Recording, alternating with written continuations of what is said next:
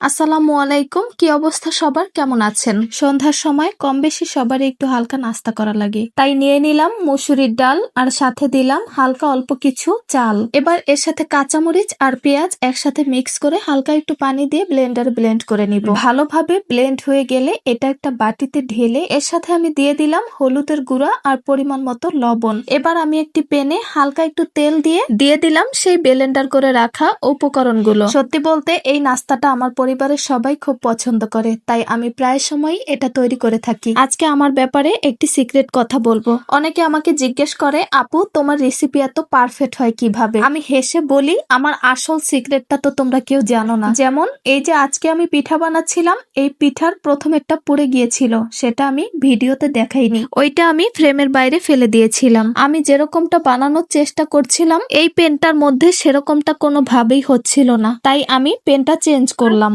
Change করার পরেও হচ্ছিল না, একে একে আমার অনেকগুলো পিঠাই নষ্ট হয়ে গিয়েছিল। আর তোমরা ভাবো আমি কত পারফেক্ট। আসলে আমি তো এক্সপার্ট শুধু পোড়া জিনিস লুকাতে।